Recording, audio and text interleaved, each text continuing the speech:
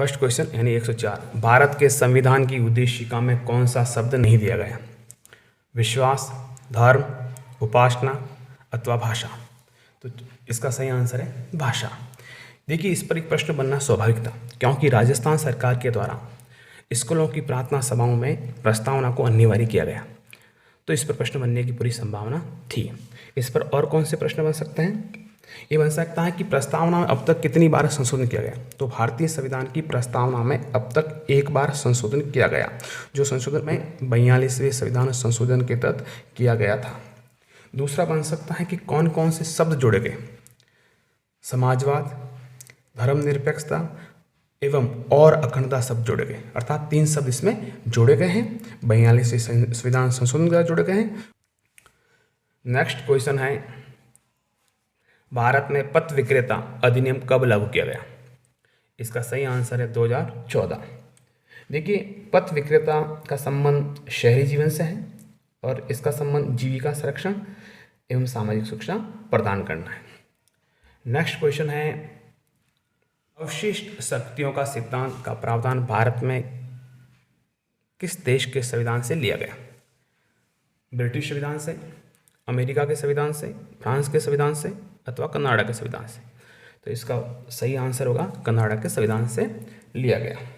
देखिए, भारत में America, Canada के भांति संघात्मक शासन प्रणाली अपनाई गई है और संघात्मक शासन प्रणाली के अंदर शक्तियों का विभाजन किया जाता है।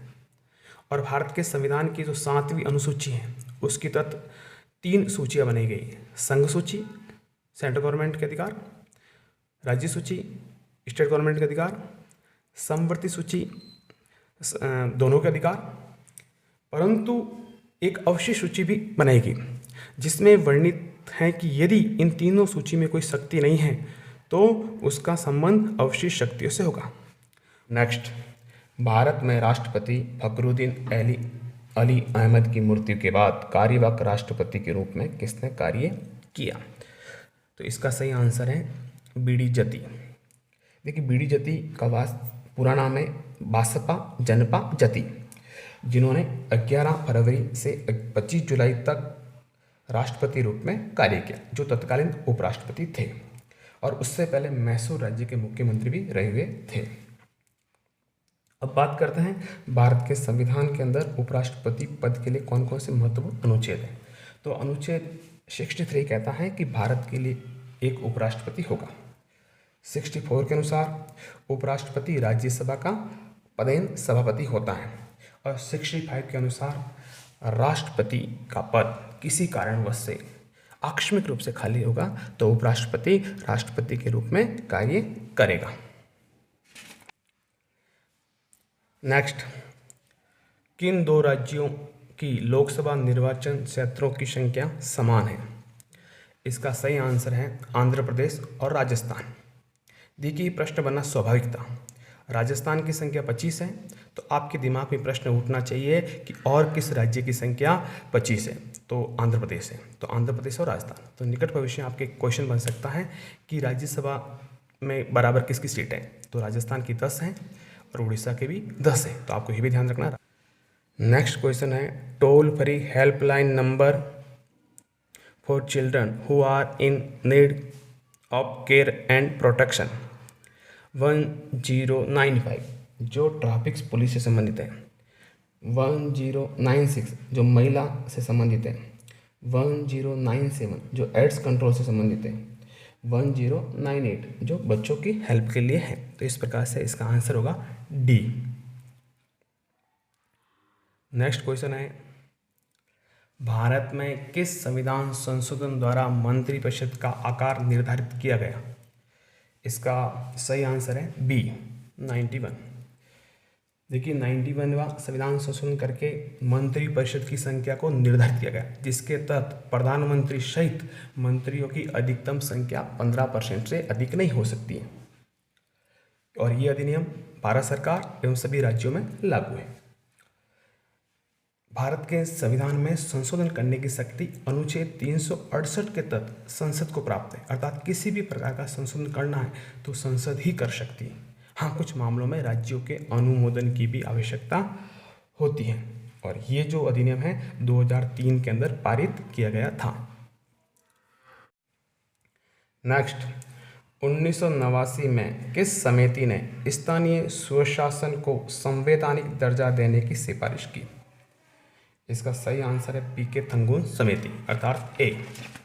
देखिए 1988 में पीके थंगुन समिति का गठन किया गया।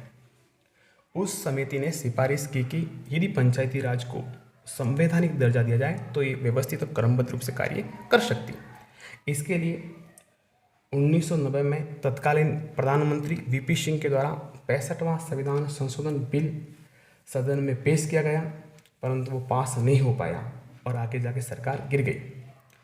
बाद में 72वां संविधान संशोधन विधेयक बिल सदन में पेश किया गया और उस पर विचार विमर्श करने के लिए नाथूराम मिर्जा तत्कालीन नागौर के सांसद थे की अध्यक्षता में एक समिति का गठन किया गया।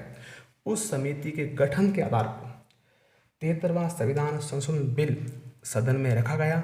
दोनों सदनों में पास होने के बाद राज्यों के अनुमोदन के लिए भेजा गया, क्योंकि राज्य सूची के विषय भी थे इसमें, और बाद में राष्ट्रपति के हस्ताक्षर के बाद वो अधिनियम बना और उसे 24 अप्रैल 1993 में पूरे देश में लागू किया गया। इस अधिनियम को लागू करने वाला प्रथम राज्य कर्नाटक था और पंचायती राज को लागू करने वाला प्रथम राज्य राजस्थान है। नेक्स्ट, उपाधियों का अंत किस मौलिक अधिकार का हिस्सा है? इसका सही आंसर होगा समानता का मौलिक अधिकार। देखिए भारत के संविधान के भाग 3 में अनुच्छेद 12 से 35 तक मौलिक अधिकारों का प्रावधान किया गया है, जिसका पहला ही मौलिक अधिकार समानता का है जो 14 से लेकर 18 तक विस्तृत है। और ये मौलिक अधिकार हमने अमेरिका के संविधान से लिए हुए हैं। साथ ही भाग 4A के तहत मौलिक कर्तव्यों का भी प्रावधान है जो हमने पूर्व सोवियत संघ से लिए गए और उनको 42वें संविधान संशोधन के द्वारा जोड़ा गया है। नेक्स्ट, भारत के संविधान की 8वीं अनुसूची में भाषाओं का सही समूह पहचानिए। देखिए आपको यहाँ पर आइडेंटिफाई करना था अंग्रेजी, जिसको संरक्षित करने की जरूरत नहीं है। ऑप्शन ए के अंदर अंग्रेजी है, बी के अंदर अंग्रेजी है, डी के अंदर अंग्रेजी है और सी को देखें तो उसमें संताली, हिंदी और संस्कृत है। तो इसका सही आंसर होगा सी। धन्यवाद दोस्तों, आप लोगों ने धैर्य से यहाँ तक वीडियो देखा, परंतु हमने प्रयास किया कि इस पेपर का पूरा विश्लेषण किया जाए और निकट भविष्य में कैसे प्रश्न बन सकते हैं इस संबंधी उसकी व्याख्या करने का हमने प्रयास किया। यदि आप कोई प्रयास या इस प्रकार का तरीका पसंद आता है तो हमारे चैनल को सब्सक्राइब कीजिए, शेयर कीजिए एवं लाइक कीजिए। धन्यवाद।